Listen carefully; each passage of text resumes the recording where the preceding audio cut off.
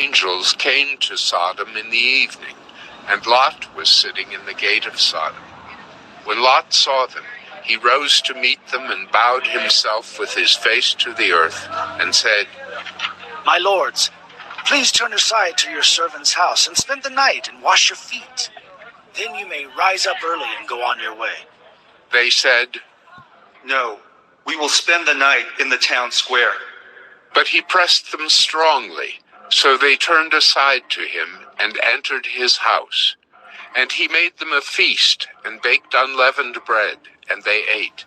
But before they lay down, the men of the city, the men of Sodom, both young and old, all the people to the last man, surrounded the house.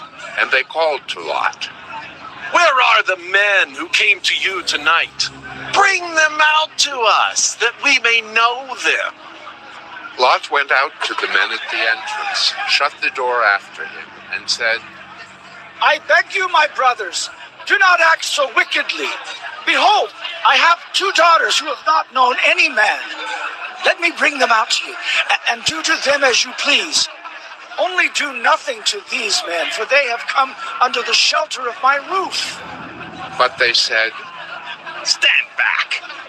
And they said, "This fellow came to sojourn, and he has become the judge. Now we will deal worse with you than with them." Then they pressed hard against the man Lot and drew near to break the door down. But the men reached out their hands and brought Lot into the house with them and shut the door. And they struck with blindness the men who were at the entrance of the house, both small and great, so that they wore themselves out, groping for the door. Then the men said to Lot, "Have you anyone else here? Sons-in-law, sons, daughters, or anyone you have in the city? Bring them out of the place. For we are about to destroy this place, because the outcry against its people has become great before the Lord, and the Lord has sent us to destroy it." So Lot went out and said to his sons-in-law who were to marry his daughters, "Up! Get out of this place, for the Lord is about to destroy the city." But he seemed to his sons-in-law to be jesting. As morning dawned, the angels urged Lot, saying, "Up, take your wife and your 2 daughters who are here, lest you be swept away in the punishment of the city." But he lingered. So the men seized him and his wife and his 2 daughters by the hand, the Lord being merciful to him, and they brought him out and set him outside the city. And as they brought them out, one said, "Escape for your life. Do not look back or stop anywhere in the valley. Escape to the hills, lest you be swept away." And Lot said to them, "Oh no, my lords.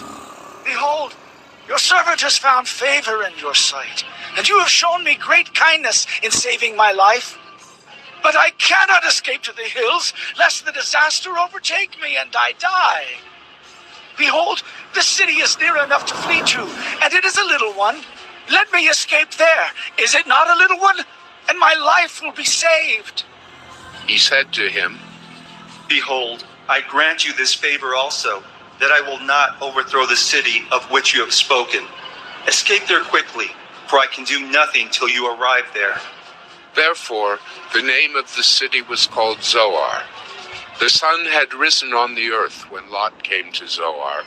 Then the Lord rained on Sodom and Gomorrah sulfur and fire from the Lord out of heaven. And he overthrew those cities and all the valley and all the inhabitants of the cities and what grew on the ground.